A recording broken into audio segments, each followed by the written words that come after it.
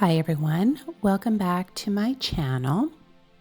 This video is a recording of a client call that I did this week. And although we talked about a lot of different things, what I want to talk about in this video is something that I think can really help you on your healing journey, and that is learning to trust your intuition. Your intuition, it's that subtle feeling or also a little whisper deep down telling you to do or not do something. But how many of us have learned to ignore it, justify our better knowing, and believing that someone else knows better than we do? So if you've ever struggled to hear your intuition in the first place, or listen to your intuition, or if you made decisions that went against your better knowing, then this video is for you. Trusting yourself and listening to your intuition is something that comes up all the time. How many times have you just known that something just didn't feel right about getting together with that person or going to that place or doing something, but you did it anyways? So often we justify how we're feeling with things like, oh, they'll be upset if I don't go, or why am I making such a big deal about it? I always go to their house after the meetings. It'll be fine. I'll just go. The problem is that these decisions lead to frustration, feeling depleted or overwhelmed, maybe even resentful or angry, and in some instances, it causes conflict with somebody you care about. And after all is said and done, you tell yourself, I knew I shouldn't have gone. I knew I shouldn't have done that. Why didn't I just listen in the first place? Intuition isn't always so blatantly obvious unless you've trained yourself to tune into your body, which I'm going to talk about shortly. Most often, though, it's that subtle feeling or voice that we either hear or have an awareness of. So when we talk about, oh, I'll just go, it'll be fine. And then after the fact, we go, I just had a feeling that this just wasn't right. Why didn't I listen? And at the heart of not listening and not trusting our intuition are two things that I want to talk about. The first one is people pleasing, and the second is lack of boundaries. So let's look at people pleasing first. So many of us have this deep desire to make others happy so that we're liked, and also to avoid conflict. How many of us avoid conflict at all costs? It's really uncomfortable, isn't it? So if you've ever been in a situation where you didn't feel like going or doing something or meeting up with somebody, but you did it anyways, it's because you were afraid that they'd be disappointed or upset with you. And like I said, maybe you said to yourself, oh, it's not a big deal. It's, I know these people. I've done it a million times. I'll just go. I don't want to disappoint somebody, or I don't want to hurt somebody by not showing up. People pleasing is one of the most common ways we dismiss our intuition, and in essence, we're overriding our feelings in order to meet the expectations of others, often at the cost of our own well-being. And it's a pattern that leaves us feeling drained, frustrated, perhaps taken advantage of, and really disconnected from ourselves. People-pleasing often stems from a fear of rejection or abandonment, and this desire to want approval and a desire to avoid being disapproved of. And it comes from this thinking, if I say no, they might not like me anymore. And so when we act out of people pleasing, we are disregarding our own needs. And in doing so, we ignore our intuition that is actually trying to protect us. So it's about listening to that subtle inner voice, often through feelings in our bodies, no matter how small, and then making choices that honor our true selves. So now let's look at this lack of boundaries. This one is actually closely related to people pleasing because when we don't have clear boundaries, we allow the needs of others to take precedent over our own. And when that happens, we stop listening to our intuition because we're very busy trying to make sure that others are happy and that we keep up with their demands. And many people believe that if they have boundaries, people will see them as selfish. And to those who also have no boundaries, yes, they certainly will perceive it this way. And that's because there's a dynamic at play of the overgiver, people pleaser, and the taker who's on the other side of it. And what's interesting is that neither have boundaries that honor and value how each individual is feeling and what each individual's needs are for their own emotional and mental well-being. It's in this dynamic that each are seeking emotional and mental well-being from the other, not within themselves.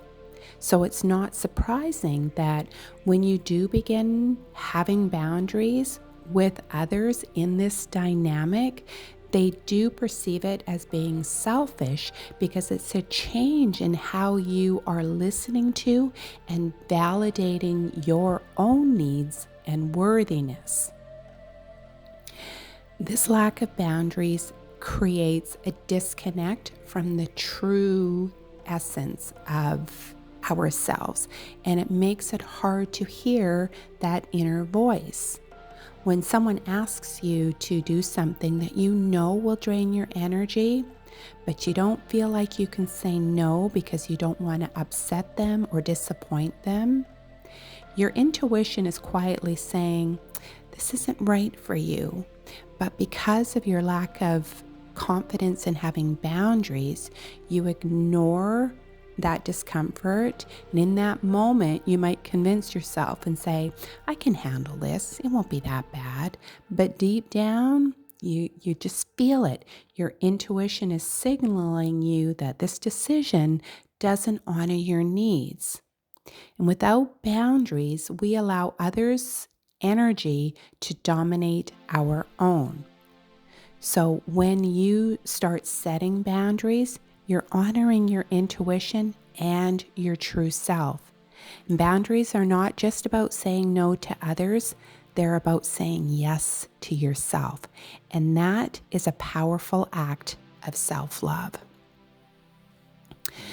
So let's talk about the role of intuition in our healing. Trusting your intuition isn't just about making better decisions, it's also a crucial part of your healing process. When you ignore your inner voice, you're essentially rejecting your own wisdom. Healing very much includes learning to trust ourselves, to listen to that subtle guidance, no matter how small or unimportant it might seem. Ignoring your intuition often leads to emotional turmoil, frustration, resentment, or guilt. We've talked about that. These emotions block the healing process, preventing you from reconnecting with your true self. But when you learn to honor and trust your intuition, you begin to heal the parts of you that are disconnected and wounded. Your intuition becomes a guide on your journey to self-love and self-compassion. But why do we ignore our intuition in the first place? One reason is that because a lot of us have been trained not to trust ourselves, not to listen to ourselves, not to believe that we know what is best for us. And another reason is sometimes our intuition doesn't make logical sense. And a lot of us rely or have been taught to rely on reason or what we can see and prove. But intuition doesn't always follow logic. It speaks more in feelings, in subtle nudges that sometimes don't make sense in the moment. Here's an example. I remember years ago, I used to do a lot of running, and I remember this one time when I was running down a path, and all of a sudden, every hair on my body stood up, and I was abruptly stopped in my tracks. I could have continued because there was really no logical reason why I shouldn't have, but I listened without ever knowing why I was being guided away. That abrupt stop and that feeling of every hair standing up on the back of my neck was my body's way of saying, okay, there's something there that is not for your highest good. You need to go away. And sometimes we don't know why we feel the way we feel, but we need to learn to trust that. Another reason that is that we try and justify how we feel by gaslighting ourselves. And you wouldn't think that you would actually gaslight yourself, but we do that sometimes by saying things like, oh, don't be so dramatic. It's not that big of a deal. Just go. It'll be fine. You can just push through this. We often try to convince ourselves that we can handle it, even when our intuition is trying to protect us from something that isn't right for us. So gaslighting, you don't think of it in terms of something that you do to yourself, but we do. And it's almost like a rejection of ourselves when we do that. But this is where self-love comes in. Listening to your intuition, even when you want to ignore it, to justify it, to gaslight it, is an act of honoring and loving yourself, even if it doesn't make sense. So intuition can show up in a lot of different ways. For some, it's a feeling in the pit of your stomach. It could be a sudden tightness in your neck or your shoulders, or the hairs on the back of your neck, standing up straight. Or it could also be signaled by a fluttering of well-being. It doesn't come in just one forms, but it's not very often like a booming voice in your head that says, don't do that or do that thing. It's often first indicated through a feeling in your body. So the key is to be able to pay attention to the signals that your body is giving you. And one of the best ways to learn to hear your intuition more clearly is to create moments of stillness, because life gets really busy and it's easy to drown out that inner feeling and that inner voice. So we need to slow down to catch the signal. So here's something that I teach my clients: to build that connection with their body and discovering what it is the body needs. So what I have them do is lay down on your bed or lay down on a sofa or chair or whatever. And just take a few deep breaths in and just become really comfortable. And when you are in that comfortable place, you can ask yourself, what do I need in this moment? And just see what comes up. And sometimes what you need is to sleep. Sometimes it's, I'm thirsty, I need some water. Sometimes I'm cold and I really could use a hot bath. Sometimes it's, I've been cooped up inside for a few days now. I really need to get out and take a walk and get some fresh air. The point is to build that muscle between tuning into what it is that you need in every given moment and then giving yourself what it is that you need. Another thing that you can do is to start small by tuning into your intuition, making smaller decisions. It could be something as simple as choosing what you want to eat. What do I feel like eating right now? Or choosing which route you want to drive home. And the more you practice this, the more dialed in to your body you become, and the more dialed in to listening to what you need in any given moment. And ultimately, what you want to do is honor yourself. So learning to listen to your intuition is about learning to trust yourself. And it's an act of self-love. It's a way of saying, I trust that I know what's best for me, even if it feels uncomfortable or it doesn't make sense. I'm going to honor my intuition because I respect myself and I value what it is that I need in terms of taking care of myself. So remember, trusting your intuition is a step towards healing and self-love. You trust the wisdom that is already within you. It's not always easy, but the more you listen, the more you'll build that trusting relationship with the most important person, and that is yourself.